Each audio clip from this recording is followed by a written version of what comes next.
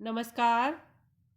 मानव पाचन तंत्र के पिछले पार्ट में हम मुख गुहा में पाचन के बारे में और आमाशय में पाचन के बारे में पढ़ चुके हैं।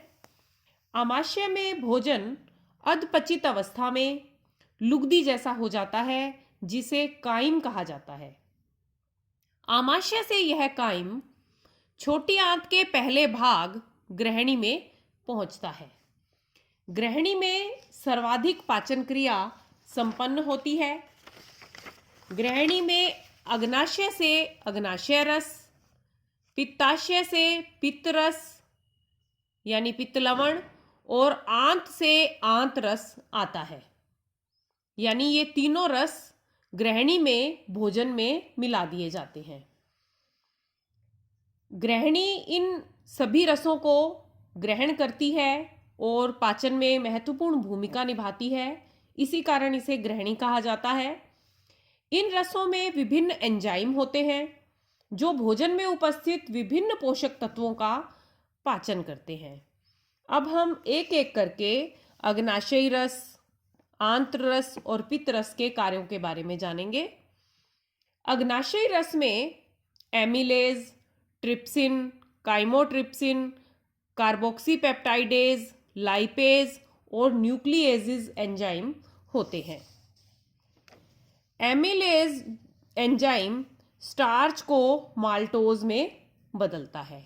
एमिलेज एंजाइम लार में भी होता है, हमने मुख गुहा के पाचन में पढ़ा, और वहाँ यह स्टार्च को छोटे शर्कराओं में तोड़ता है।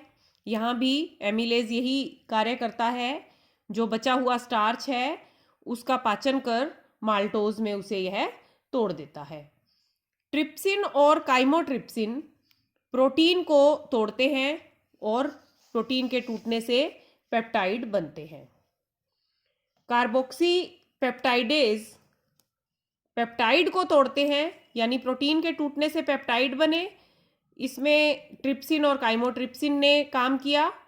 उसके बाद कार्बोक्सी पेप्टाइडेज जो एंजाइम है वो पेप्टाइड को तोड़कर अमीनो अम्लों में बदल देते हैं। अमीनो अम्ल प्रोटीन की इकाइयां होते हैं।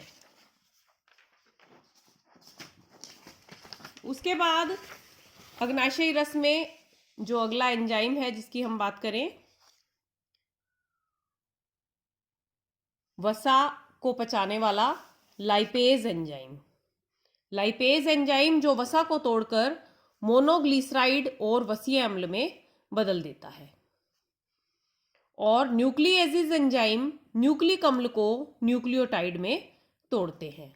इतना पाचन होता है ग्रहणी में अग्नाशयी रस के कारण। जो अग्नाशयी रस के एंजाइम थे उन्होंने इन भोजन के घटकों का पाचन किया, यानी वसा का, न्यूक्लिक अम्ल का, स्टार्च का, प्रोटीन का और प्रोटीन से टूटे पेप्टाइड का पाचन किया।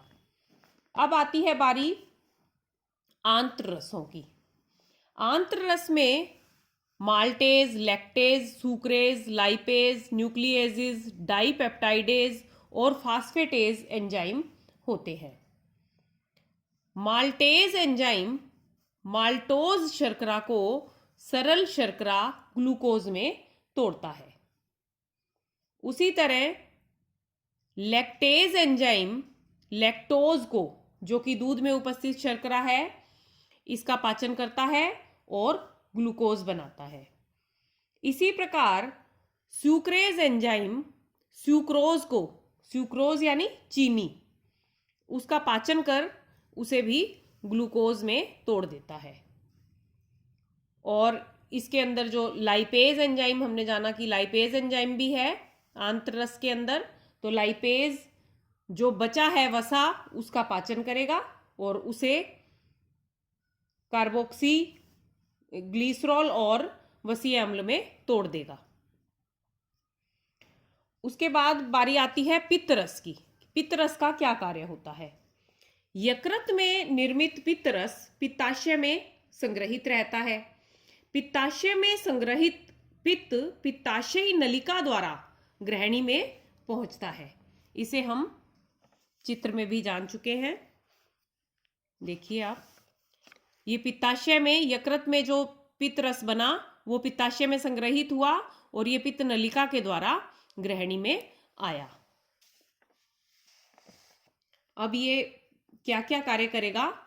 पित्त वसा का पायसीकरण करता है।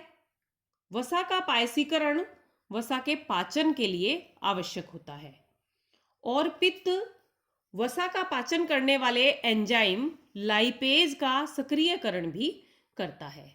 यानी लाइपेज एंजाइम पित्त के द्वारा सक्रिय होता है और अपना कार्य करता है। उसके बाद यह भोजन पहुंचता है ग्रहणी से, सरलीकृत रूप में हो जाता है ग्रहणी में, और ये आंत के अगले भाग अग्र क्षुद्रांत्र और क्षुद्रांत्र में पहुंचता है। क्षुद्रांत्र में ये जो सरलीकृत भोजन है उसका अवशोषण किया जाता है। अग्र क्षुद्रांत्र के आंतरिक स्तर पर अनेक उंगलीनुमा उभार होते हैं जिन्हें दीर्घ रोम कहा जाता है और ये दीर्घ रोम अवशोषण की सतह को बढ़ा देते हैं। अवशोषण का सतही क्षेत्रफल बढ़ाने का काम करते हैं दीर्घ रोम।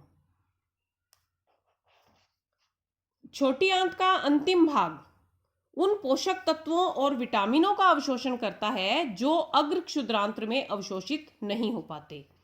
ये सब अवशोषित पदार्थ रक्त में पहुंचा दिए जाते हैं।